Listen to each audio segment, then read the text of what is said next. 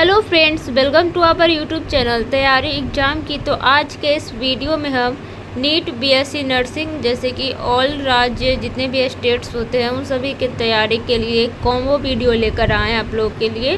तो class 12th biology से chapter है 1 पुष्पी पादपों में लैंगिक प्रजनन। इसमें हम लोग MVVI MCQ बहुत सारे MCQ कवर करने वाले हैं। तो वीडियो को अंत तक देखें, चैनल पे हैं तो सब्सक्राइब करके हमसे जुड़े। तो चलिए स्टार्ट करते हैं। तो जैसा कि आप सभी देख सकते हैं MCQs कॉर्नर पे आ चुके हैं। ये सभी NCERT बुक से है, तो आप सभी के लिए बहुत ही इम्पोर्टेंट है। चाहे आप नीट या बीएससी नर्सिंग जैसे मेडिकल एग्ज़ाम की प्रिपरेशन कर रहे हैं तो वीडियो को अंत तक देखें, साथ ही साथ आपको PDF भी मिलेगा। तो देखिए यहाँ पे एक टॉपिक आ चुका है, यहाँ पे पुष्प पूर्व निषेचन संरचनाएं और घटनाएं। प्रश्न संख्या 1 यहाँ पे दिया गया है, पुष्पों की कृषि, प्रजनन, क्रय विक्रय और व्यवस्था के विज्ञान को कहते हैं। तो 4 ऑप्शन दिए गए हैं, बहुत सारे क्वेश्चन है, तो इसका करेक्ट आंसर हो जाएगा वो ऑप्शन बी हो जाएगा, फ्लोरिकल्चर। ओके, अब देखिए प्रश्न संख्या 2 आता है। यहाँ पे कह रहा है, इनमें से कौन सी एक दशा है जो पुष्पों को निर्विवाद रूप से ऑटोगैमस बनाती है। तो 4 ऑप्शन दिए गए हैं, इसका करेक्ट आंसर हो जाएगा ऑप्शन सी, अनुन्मील्य पुष्प। प्रश्न संख्या 3 आता है यहाँ पे, चेस्मोगैमस और क्लिस्टोगैमस पुष्प दोनों निम्न में से उपस्थित होते हैं, किसमें होते हैं। तो इसका करेक्ट आंसर हो जाएगा वो ऑप्शन बी हो जाएगा, कोमेलिना। ठीक है, ये बात आपको याद रखनी है। प्रश्न संख्या 4 है यहाँ पे, एक द्विकोष्ठी परागकोश पहला लघु बीजाणु धानियों का बना होता है, प्रत्येक पाली में दूसरा बीजाणु धानियाँ होती है। तो इसका करेक्ट आंसर क्या हो जाएगा 4 का, वो ऑप्शन हो जाएगा ए, यानी कि 4 का 2। ठीक है, संख्या 5 आता है यहाँ पे, कह रहा है, निम्न में से कौन सा कथन लघु बीजाणु धानी के संदर्भ में सही है। तो 4 ऑप्शन दिए गए यहाँ पे 1 2 3, यहाँ पे 3 दिए गए हैं सही, और यहाँ पे डी तक 4 ऑप्शन दिए गए हैं। तो 5 का करेक्ट आंसर जो हो जाएगा आप लोग के लिए वो ऑप्शन ए हो जाएगा।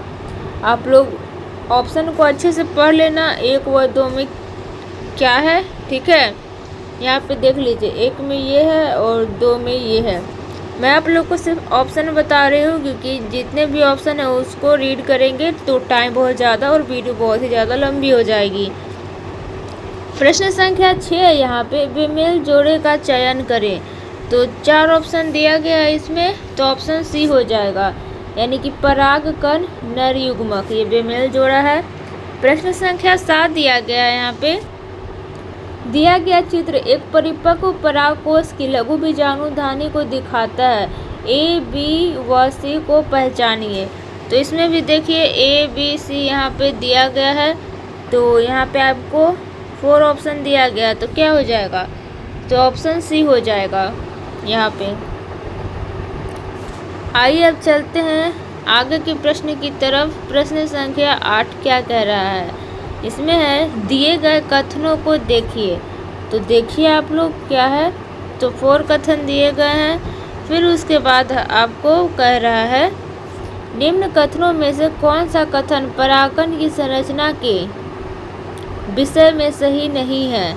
तो क्या हो जाएगा 8 का करेक्ट आंसर, वो हो जाएगा ऑप्शन सी हो जाएगा, 3 व 4। तो 3 व 4 में क्या है, आप लोग वीडियो को रोक कर पढ़ लेना या फिर PDF मिल जाएगा टेलीग्राम पे, तो वहाँ से पढ़ लेना। प्रश्न संख्या 9 आता है यहाँ पे, बेमेल जोड़े को चयन करें, बेमेल जोड़े का चयन करें। तो 4 ऑप्शन दिए गए हैं, इसका करेक्ट आंसर हो जाएगा वो ऑप्शन डी हो जाएगा, यानी कि जीनोगामी स्वपरागन।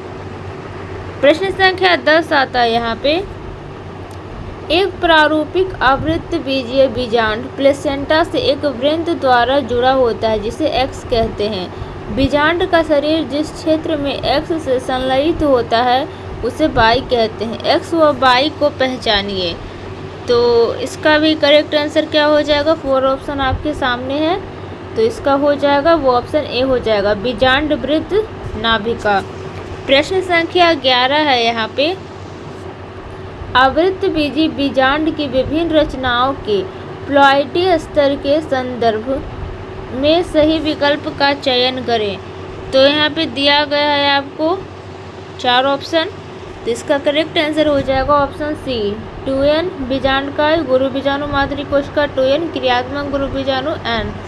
अब प्रश्न संख्या 12 की तरफ चलते, कह रहा है एक परिपक्व भ्रूण कोश की रचना के संदर्भ में सही कथन का चयन करें।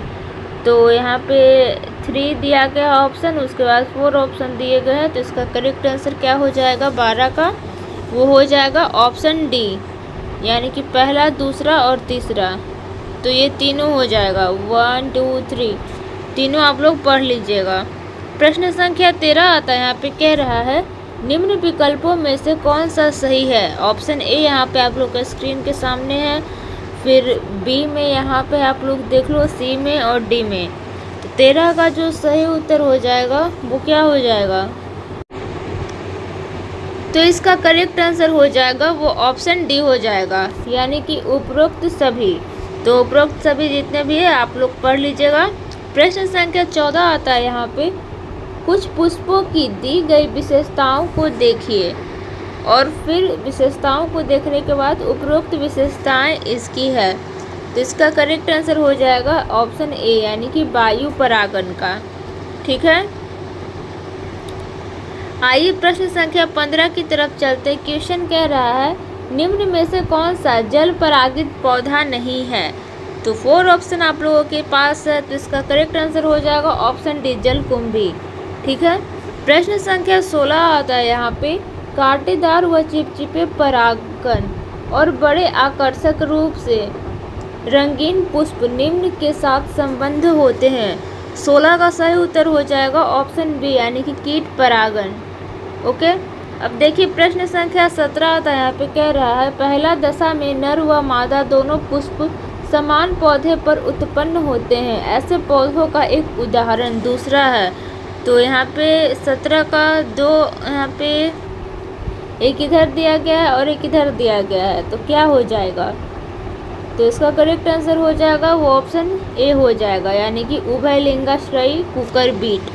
प्रश्न संख्या 18 बहुत ही अच्छा क्वेश्चन है, कह रहा है दिए गए चित्र में नामांकित भागों ए बी सी व डी को पहचानिए और सही विकल्प का चयन कीजिए। तो 18 का जो यहाँ पे सही उत्तर हो जाएगा वो क्या हो जाएगा, तो 18 का करेक्ट आंसर होगा वो ऑप्शन बी होगा। ऑप्शन बी यहाँ पे है, ए में प्रतिव्यासांत कोशिकाएं, सहायक कोशिकाएं, अंड, तंतु रूप समुच्चय। ओके, प्रश्न संख्या 19 आता है, कह रहा है दिए गए कथनों को पढ़िए। तो यहाँ पे ऑप्शन 1 में दिया गया है, ऑप्शन 2, ऑप्शन 3 और फिर यहाँ पे कह रहा है उपरोक्त कथनों में से कौन सा गलत है। तो 4 ऑप्शन दिए गए हैं, तो इसका करेक्ट आंसर क्या हो जाएगा 19 का, तो इसका करेक्ट आंसर हो जाएगा ऑप्शन सी, यानी कि केवल 3, यानी कि ये वाला। ठीक है, जोस्टेरा कीट परागित पुष्प है। अब प्रश्न संख्या 20 आता है आप लोगों के सामने। क्वेश्चन कह रहा है पुष्पीय पौधे कुछ बहिर्प्रजनन युक्तियों को विकसित करते हैं जो स्वपरागन को रोकता है और पर परागन को प्रेरित करती है। इनमें से एक बहिर्प्रजनन युक्ति का उदाहरण नहीं है। तो कौन सा बहिर्प्रजनन युक्ति का उदाहरण नहीं है, तो 4 ऑप्शन दिए गए हैं, तो इसका करेक्ट आंसर जो हो जाएगा वो ऑप्शन डी हो जाएगा, क्लिस्टोगैमस। प्रश्न संख्या 21 आता है, इनमें जीनोगैमी को सुनिश्चित करने हेतु नर व मादा पुष्प अलग अलग पौधों पर उपस्थित होते हैं, एक लिंगाश्रयी। तो 21 का 4 ऑप्शन दिए गए हैं, इसमें करेक्ट आंसर हो जाएगा वो ऑप्शन ए हो जाएगा, यानी कि पपीता। प्रश्न संख्या 22 आता है, यहाँ पे कह रहा है परागकण की खाली स्थान विभाजित होकर 2 नर युग्मकों को निर्मित करती है। 4 ऑप्शन दिए गए हैं, इसका करेक्ट आंसर हो जाएगा ऑप्शन बी, यानी कि जनन कोशिका। प्रश्न संख्या 23 आता है, यहाँ पे परागकणों का बहुत से वर्षों के लिए द्रव नाइट्रोजन में किस तापमान पर भंडारण किया जा सकता है? तो 23 का सही उत्तर हो जाएगा ऑप्शन ए -196 डिग्री सेल्सियस। प्रश्न संख्या 24 है। यहाँ पे क्वेश्चन कह रहा है एक आवृतबीजी भ्रूणकोश में तंतु रूप समुच्चय का क्या कार्य होता है? तो यहाँ पे 4 ऑप्शन दिए गए हैं, तो इसका करेक्ट आंसर हो जाएगा वो ऑप्शन ए हो जाएगा, यानी कि पराग नलिका को सहायक कोशिका में प्रवेश करने में सहायता करता है। प्रश्न संख्या 25 से बहुत अच्छा क्वेश्चन है। कह रहा है जायांग का वह भाग जो पराग की अनुकूलित प्रकृति को सुनिश्चित करता है वो क्या कहलाता है? तो 25 का सही उत्तर हो जाएगा ऑप्शन ए, यानी कि वर्तिकाग्र।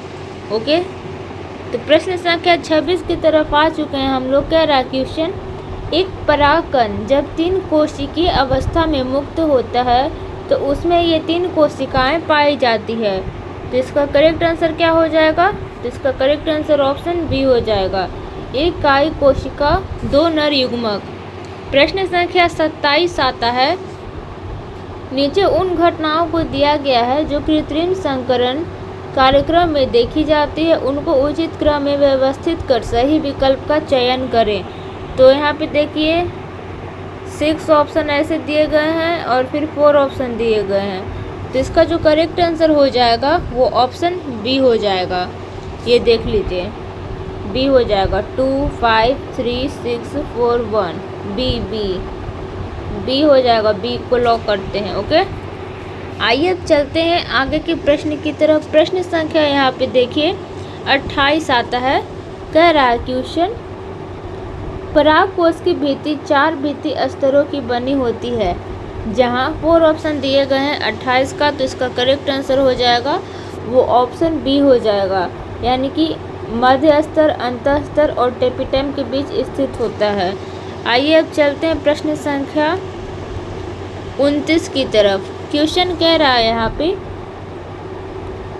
64 परागकणों को उत्पन्न करने के लिए कितनी परागमात्री कोशिकाओं को मियोटिक विभाजन करना चाहिए?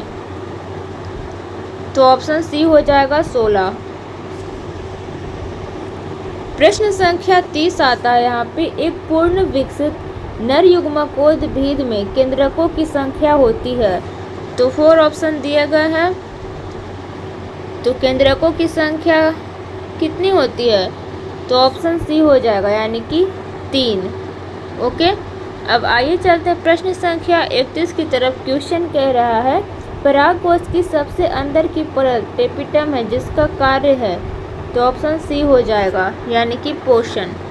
प्रश्न संख्या 32 आता है। यहाँ पे कह रहा है क्वेश्चन दिए गए कथनों को पढ़ें और सही विकल्प का चयन करें। कथन 1 है कीट पुष्पों पर भ्रमण करके पराग एकत्र करते हैं। कथन 2 है कीटों द्वारा परागित पुष्प रंगहीन व गंधहीन नेक्टर रहित होते हैं। तो 32 का जो सही उत्तर हो जाएगा वो ऑप्शन सी हो जाएगा। यहाँ पे कथन 1 सही है और कथन 2 गलत है। प्रश्न संख्या यहाँ पे 33 आता है। क्वेश्चन कह रहा है निम्न में से कौन सा कथन सही नहीं है? तो 4 ऑप्शन दिए गए हैं, तो 33 का जो सही उत्तर हो जाएगा वो ऑप्शन सी हो जाएगा। गुरु बीजाणु 2 बार विभाजित होकर 8 केंद्रक युक्त भ्रूणकोश बनाता है। प्रश्न संख्या 34 आता है बेमेल जोड़े को चुने। तो कौन सा बेमेल जोड़ा है 34 का? तो आप लोग देख लीजिए अच्छे से, जिसका सही उत्तर हो जाएगा वो ऑप्शन डी हो जाएगा, वेलिसनेरिया वायु परागण। प्रश्न संख्या 35 आता है। यहाँ पे एक प्रारूपिक द्विबीजपत्री पौधे का मादा युग्मकोद्भिद निषेचन के समय होता है, तो 35 का सही उत्तर हो जाएगा वो ऑप्शन बी हो जाएगा, 7 कोशिका युक्त। प्रश्न संख्या 36 आता है। कह रहा है क्वेश्चन स्तंभ पहला का स्तंभ दूसरा के साथ मिलान करें और नीचे दिए गए संकेतों से सही विकल्प का चयन करें। तो स्तंभ 1 है और स्तंभ 2 है, तो आप लोग देख लिए क्या हो जाएगा। तो इसका करेक्ट आंसर हो जाएगा वो ऑप्शन ए हो जाएगा। ठीक है, ये क्वेश्चन कह रहा है भ्रूणकोश का पॉलीगोनम प्रकार होता है, तो 4 ऑप्शन दिए गए हैं। इसका करेक्ट आंसर हो जाएगा ऑप्शन ए, 8 केंद्रक युक्त 7 कोशिका युक्त। अब देखिए प्रश्न संख्या 38 आता है, कह रहा है यहाँ पे स्तंभ पहला का स्तंभ दूसरा से मिलान करें और नीचे दिए गए संकेतों से सही विकल्प का चयन करें। तो स्तंभ 1 स्तंभ 2 दिया गया है, तो 38 का यहाँ पे सही उत्तर हो जाएगा वो ऑप्शन बी, इसमें होगा बी, ठीक है, और उसमें ए होगा, याद रखना। तो आइए चलते हैं अब प्रश्न संख्या 39 की तरफ। परागण के प्रकार और संबंधित परागण करने वाले यहाँ पे माध्यम के गलत जोड़े का चयन करें। तो गलत जोड़े का चयन करने का रहा 39 का ऑप्शन डी हो जाएगा, चमगादड़ परागण कीट। अब देखिए प्रश्न संख्या 40 है, क्वेश्चन कह रहा है यहाँ पे परागण के बाह्य चोल में उपस्थित सबसे अधिक प्रतिरोधी जैविक पदार्थ है। 40 का सही उत्तर हो जाएगा वो ऑप्शन बी हो जाएगा, स्पोरोपोलेनिन। अब देखिए प्रश्न संख्या 41 आता है, क्वेश्चन कह रहा है आवृत्त बीजियों में न्यूनकारी विभाजन की विभिन्न अवस्थाओं का अत्यधिक प्रभावशाली अध्ययन इनमें कर सकते हैं। 41 का करेक्ट आंसर हो जाएगा वो ऑप्शन ए हो जाएगा, युवा तरुण परागकोश। अब देखिए प्रश्न संख्या 42 आता है यहाँ पे पंखवत बद्रिकार्ग इसमें होता है। तो 42 का सही उत्तर हो जाएगा ऑप्शन बी यानी कि गेहूँ। प्रश्न संख्या 43 आता है, कह रहा है क्वेश्चन जायांग का जो भाग पराग ग्रहण करता है उसे कहते हैं। तो 43 का सही उत्तर हो जाएगा ऑप्शन बी वर्तिकाग्र। प्रश्न संख्या 44 आता है, क्वेश्चन कह रहा है मकरंद ग्रंथियों युक्त सुगंधित पुष्प निम्न के लिए अनुकूलित होते हैं। तो 4 ऑप्शन दिए गए हैं, तो 44 का सही उत्तर हो जाएगा मेरे हिसाब से वो ऑप्शन सी हो जाएगा, कीट परागण। प्रश्न संख्या 45 हो जाएगा यहाँ पे जनन छिद्र का क्या कार्य होता है, क्या फंक्शन होता है जनन छिद्र का। तो 45 का हो जाएगा ऑप्शन सी पराग नलिका का प्रारंभ। प्रश्न संख्या 46 आता है, यहाँ पे कह रहा है टेपिटम का कौन सा कार्य सही है। तो 4 ऑप्शन दिए गए हैं, इसका करेक्ट आंसर ऑप्शन डी हो जाएगा यानी कि ए बी सी सभी। आइए चलते हैं प्रश्न संख्या 47 की तरफ। क्वेश्चन कह रहा है दिया गया चित्र समान जाति के 2 पौधों को प्रदर्शित कर रहा है। P1 P2 और P3 पर सांकेतिक परागण के प्रकारों को पहचानिए। तो यहाँ पे दिया गया है P1 P2 P3, तो 47 का करेक्ट आंसर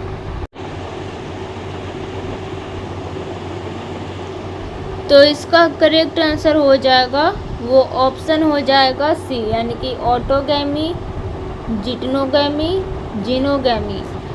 ओके, ऑटोगैमी जिटेनोगैमी और जीनोगैमी।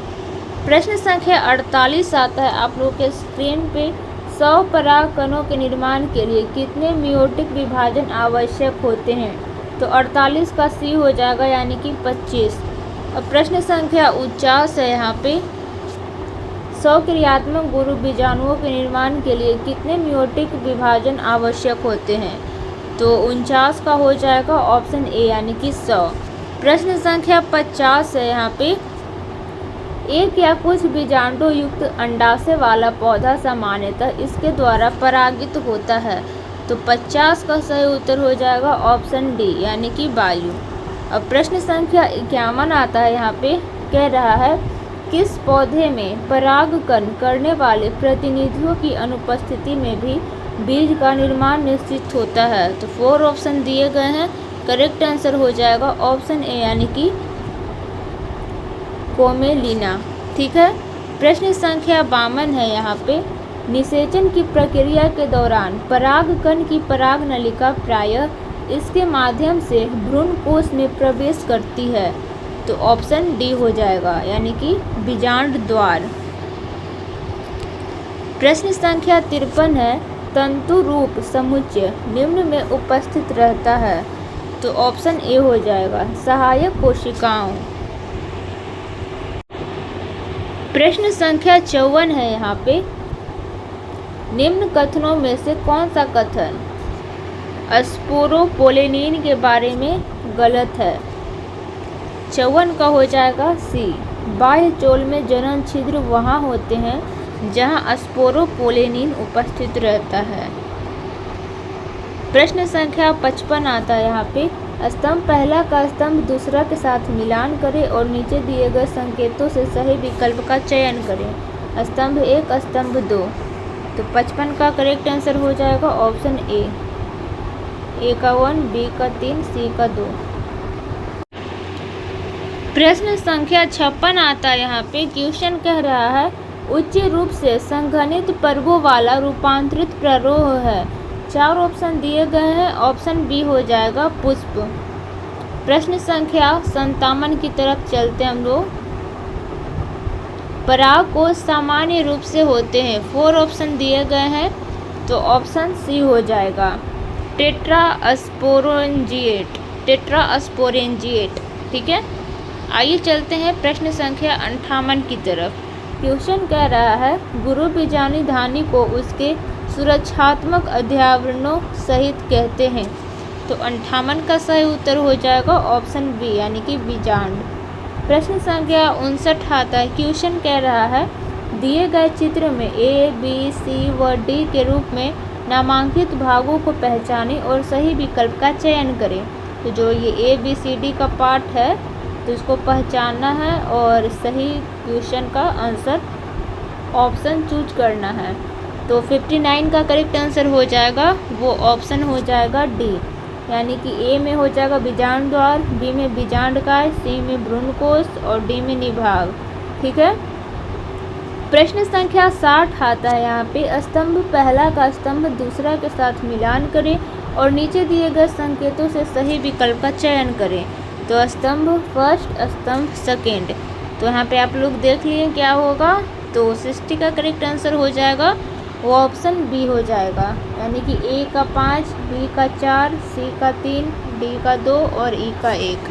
ठीक है, प्रश्न संख्या 61 है यहाँ पे, परागकण है।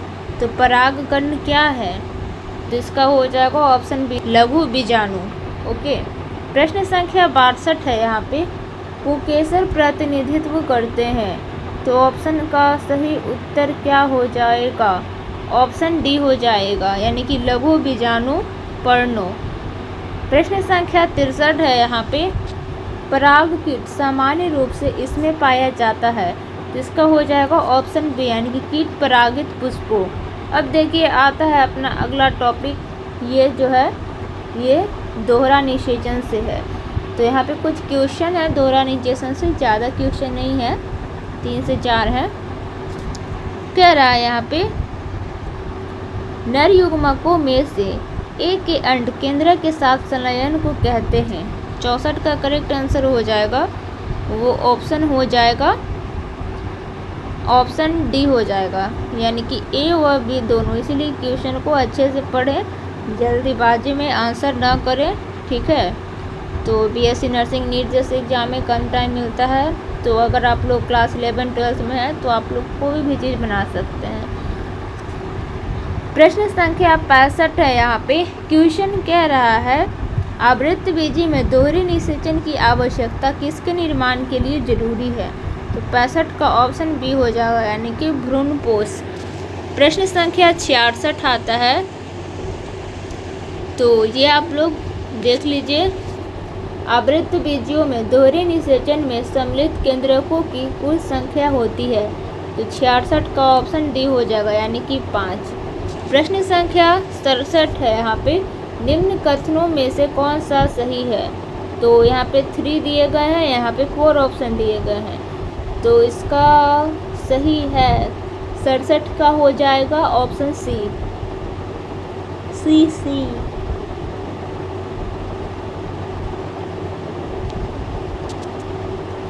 इसमें हो जाएगा पहला और तीसरा। ठीक है, इस तरह से भी क्वेश्चन आ जाते हैं। अब देखिए कुछ न्यू टॉपिक है, पश्च निषेचन संरचनाएं और घटनाएं। तो इस टॉपिक से भी बहुत सारे क्वेश्चन दिए गए हैं, तो इसको भी देख लेते हैं। तो सारे टॉपिक वाइज क्वेश्चन दिए गए हैं। आई होप आप सभी को अच्छा लग रहा होगा, कुछ नया सीखने को मिल रहा होगा। तो वीडियो को लाइक करें, चैनल पर नया तो चैनल को सब्सक्राइब करें, पूरा लास्ट तक बने रहें। तो 68 है यहाँ पे। भ्रूण के विकास के सही क्रम का चयन करें। तो इसका सही उत्तर हो जाएगा ऑप्शन सी, युग्मनज ग्लोब्यूलर भ्रूण, हृदय आकृति भ्रूण। अब 69 है, एक बीजपत्री बीज एक बड़े और कवच आकृति के बीजपत्र का बना होता है जिसे कहते हैं। 69 का क्या हो जाएगा यहाँ पे? ऑप्शन बी हो जाएगा, अस्क्यूटेलम। प्रश्न संख्या 70 है, कह रहा है निम्न में से कौन सी घटना दोहरे निषेचन के बाद होती है? तो 70 का सही उत्तर हो जाएगा वो ऑप्शन डी हो जाएगा, प्राथमिक भ्रूणपोष केंद्रक भ्रूणपोष में विकसित होता है। प्रश्न संख्या 71 है, यहाँ पे कह रहा है निषेचन पक्ष विकास के संदर्भ में गलत कथन को पहचानिए। तो 4 ऑप्शन दिए गए हैं 71 का, इसका सही उत्तर ऑप्शन बी हो जाएगा, बीजांड का बाहरी अध्यावरण अंतः कवच टेगमन में विकसित होता है। ऑप्शन बी करेक्ट आंसर हो जाएगा। प्रश्न संख्या 72 है, क्वेश्चन कह रहा है प्रांकुर भावी प्ररोह और बीजपत्रों के बीच भ्रूणीय अक्ष के भाग को कहते हैं। 72 का करेक्ट आंसर हो जाएगा ऑप्शन बी, यानी कि बीजपत्रोपरिक। प्रश्न संख्या 73 आता है, कह रहा है क्वेश्चन निम्न कथनों का अध्ययन करें और सही विकल्प का चयन करें। 73 का हो जाएगा ऑप्शन बी हो जाएगा, बी। 4 ऑप्शन दिए गए हैं यहाँ पे और 4 ऑप्शन नीचे भी दिया गया है, तो बी हो जाएगा। फर्स्ट सेकेंड व 4 सही है परंतु तीसरा गलत है। ठीक है, अब देखिए प्रश्न संख्या 74 है जो कि बहुत ही अच्छा क्वेश्चन है। कह रहा है क्वेश्चन यह सबसे पुराने जीवित बीज का उदाहरण है जिसे उत्खनन द्वारा आर्कटिक टुंड्रा से निकाला गया है। अनुमानित रिकॉर्ड के अनुसार यह 10,000 वर्षों के बाद अपनी सुप्तावस्था समाप्त कर अंकुरित हुआ और इसमें पुष्प हुआ। यह है 74 का जो करेक्ट आंसर हो जाएगा वो क्या हो जाएगा? तो 2 ऑप्शन उधर थे, 2 ऑप्शन इधर थे, तो इसका जो करेक्ट आंसर हो जाएगा वो ऑप्शन हो जाएगा बी, लुपिनस आर्कटिकस।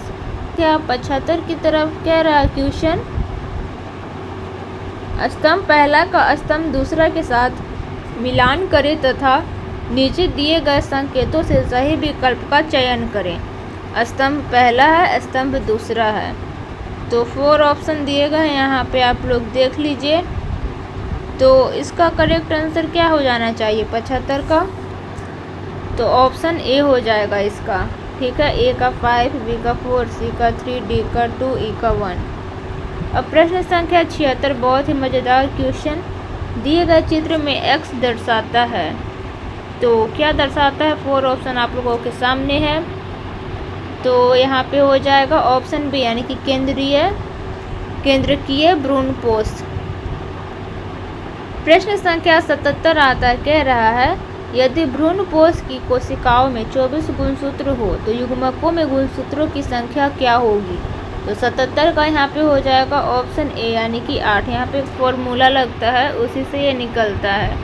तो प्रश्न संख्या 78 है, आवृत्त बीजों में सामान्य रूप से निषेचन के बाद, तो 4 ऑप्शन दिए गए हैं, तो इसका करेक्ट आंसर हो जाएगा 78 का, वो ऑप्शन बी हो जाएगा, प्राथमिक भ्रूणपोष केंद्रक युग्मनज की अपेक्षा पहले विभाजित होता है, तो 78 का बी हो जाएगा। प्रश्न संख्या 79 है, कह रहा है सत्य भ्रूण निम्न के संलयन के परिणाम स्वरूप विकसित होता है, तो 79 का क्या हो जाएगा? ऑप्शन बी हो जाएगा, अंड कोशिका और नर युग्मक। प्रश्न संख्या 80 है, यहाँ पे कह रहा है क्वेश्चन टेंडर कोकोनट का मिल्क पहला को प्रस्तुत करता है और घिरा हुआ सफ़ेद कोकोनट मिल्क दूसरा को प्रस्तुत करता है, तो 80 का सही उत्तर हो जाएगा ऑप्शन बी, स्वतंत्र केंद्रकीय भ्रूणपोष कोशिकीय भ्रूणपोष। अब प्रश्न संख्या 81 आता है, कह रहा है क्वेश्चन इसमें भ्रूणपोष विकसित हो रहे भ्रूण द्वारा पूर्ण रूप से उपभोग कर लिया जाता है, तो 81 का सही उत्तर ऑप्शन ए हो जाएगा, मटर व मूंगफली। प्रश्न संख्या 82 आता है यहाँ पे, भ्रूणपोषीय बीज इसमें पाए जाते हैं। थोड़ा सा जूम कर लेते हैं, आप लोग को भी अच्छा दिखेगा। तो इसका करेक्ट आंसर हो जाएगा वो ऑप्शन डी हो जाएगा, यानी कि उपरोक्त सभी, अरंडी, जौ, नारियल सभी हो जाएगा। प्रश्न संख्या 83 है, कह रहा है प्रांकुर चोल और मूलांकुर चोल सुरक्षात्मक आवरण है जो क्रमशः खाली स्थान और को आवृत करते हैं। 83 का हो जाएगा ऑप्शन सी, प्रांकुर और मूलांकुर। प्रश्न संख्या 84 है, दिए गए कथनों में से कौन सा सही है। कथन 1 आपके सामने, 2, 3 सब आपके सामने, 4 ऑप्शन आपके सामने। तो इसका करेक्ट आंसर हो जाएगा वो ऑप्शन बी हो जाएगा, यानी कि दूसरा और तीसरा। ये देख लीजिए आप लोग, दूसरा ये रहा, तीसरा ये रहा। प्रश्न संख्या 85 आता है, क्वेश्चन है खाली स्थान एक भ्रूणपोषीय बीज नहीं है। तो ऑप्शन हो जाएगा ए, यानी कि मटर जो है एक भ्रूणपोषीय बीज नहीं है। और ये सभी बात आपको याद रखनी है, परीक्षा में प्रश्न पूछ लिए जाते हैं। प्रश्न संख्या 86 है, दिए गए चित्र में ए बी सी नामांकित भागों को पहचानिए और सही विकल्प का चयन कीजिए। तो इसका सही उत्तर क्या हो जाएगा। तो इसका सही उत्तर हो जाएगा वो ऑप्शन बी हो जाएगा, स्क्यूटेलम, प्रांकुर चोल, मूलांकुर चोल। तो यहाँ पे इसका नामांकन हो जाएगा, ठीक है। प्रश्न संख्या 87 है, क्वेश्चन पूछ रहा है दिए गए चित्र में ए बी सी व डी के रूप में नामांकित भागों की पहचान करें और सही विकल्प का चयन करें। हालांकि ऐसे क्वेश्चन बहुत कम आते हैं, बट कभी कभी पूछ लिए जाते हैं। तो इसका सही उत्तर क्या हो जाएगा। तो ऑप्शन डी हो जाएगा, ए में बीज चोल, बी में भ्रूणपोष, सी में बीज पत्र और डी में बीज पत्राधार। प्रश्न संख्या 88 है, क्वेश्चन ज़्यादा क्वेश्चन नहीं है, अब लास्ट है। चिरस्थायी बीजांडकाय को खाली स्थान कहते हैं और यह खाली स्थान में पाया जाता है। तो 88 का सही उत्तर हो जाएगा ऑप्शन ए, यानी कि पेरियास्पर्म या काली मिर्च। अब देखिए 89 की ओर चलते हैं। 2 ऑप्शन इधर था, तो इसमें कह रहा है क्वेश्चन 89 में अनिषेक फलन के संदर्भ में सही विकल्प का चयन करें। तो इसका हो जाएगा ऑप्शन डी। तो मतलब बिना निषेचन के फल का निर्माण होता है, उसे कहते हैं अनिषेक फलन। प्रश्न संख्या 90 है, यहाँ पे एल्ब्यूमिनस बीजों में भोजन खाली स्थान में संग्रहित होता है और नॉन एल्ब्यूमिनस बीजों में भोजन खाली स्थान में संग्रहित होता है। तो 90 का सही उत्तर ऑप्शन ए हो जाएगा, भ्रूणपोष बीजपत्रों। प्रश्न संख्या 91 आता है, कह रहा है एक प्रारूपिक द्विबीजपत्री भ्रूण के विभिन्न भागों जो ए बी सी के रूप में नामांकित है को पहचानिए और सही विकल्प का चयन कीजिए। तो 91 का सही उत्तर हो जाएगा वो ऑप्शन ए हो जाएगा, प्रांकुर, बी में बीजपत्र, सी में मूलांकुर। अब प्रश्न संख्या 92 है, यहाँ पे कह रहा है यदि एक आवृत बीजी की भ्रूणपोष कोशिका में 24 गुणसूत्र हो तो मूल जड़ की प्रत्येक कोशिका में गुणसूत्रों की संख्या होगी। वो ऑप्शन सी हो जाएगा, यानी कि 16। अब एक और टॉपिक है जो कि है असंग जनन और बहुभ्रूणता। तो ज़्यादा क्वेश्चन नहीं है, 2 से 3 और है, फिर वीडियो एंड हो जाएगा। कह रहा है बहुभ्रूणता के एक उदाहरण में यदि भ्रूण सहायक कोशिका से विकसित होता है और दूसरा बीजांडकाय से विकसित होता है, तब सहायक कोशिका भ्रूण पहला और बीजांडकाय भ्रूण दूसरा होगा, पहला और दूसरा। 93 का सही उत्तर क्या हो जाएगा, आप लोग के सामने है।